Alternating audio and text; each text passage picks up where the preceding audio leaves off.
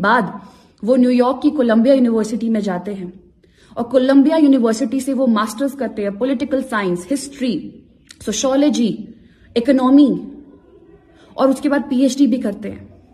उसके बाद London school of economics जाते हैं स्कॉलरशिप लेके और वहां पे वो एमएससी करते हैं, डॉक्टरेट करते हैं। ऐसी 2 किताबें लिखते हैं जिन किताबों की वजह से आज का modern day reserve bank of India जो है वो बना है।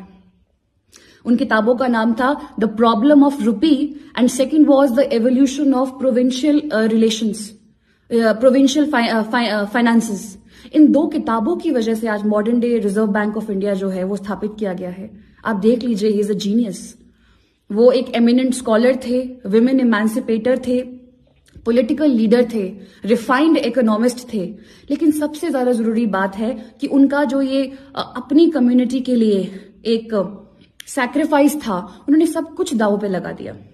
1927 में वो महार सत्याग्रह शुरू करते हैं कि हम अपनी कम्युनिटी के लिए पब्लिकली इन जगहों पे पानी पीने का राइट जो है वो लेकर रहेंगे।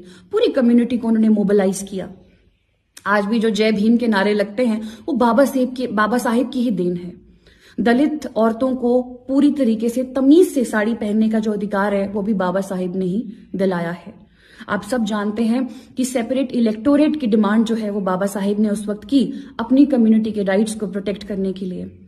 आज रिजर्वेशन की वजह से ऐसे बहुत से लोग हैं जो पिछड़े हुए एरिया से आते हैं, एसटी, एससी, और ये लोग आज समाज में अपनी एक अलग पहचान बनाकर आए हैं।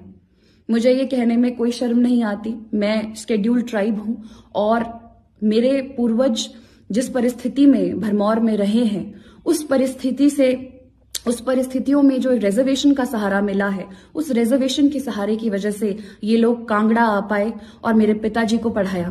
मेरे घर में और किसी की फोटो हो ना हो, बाबा साहेब अम्बेडकर की फोटो बचपन से है, क्योंकि जब भी मैं अपने पिताजी से पूछती थी कि ये कौन है तो वो हमेशा बताते हैं कि इनकी वजह से आज हमें नौकरी मिली है, इनकी वजह से हमारी जिंदगियां जो है वो इम्प्रूव हुई हैं।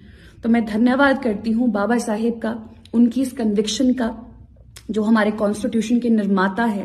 एज अ वुमन ऑल्सो आज जो राइट्स हम लोगों को मिले हैं वो बाबा साहेब की वजह से हैं। हम अपने राइट्स, बाबा साहेब ने कहा था कि पॉलिटिकल इक्वालिटी से ज्यादा जरूरी है सोशल इक्वालिटी।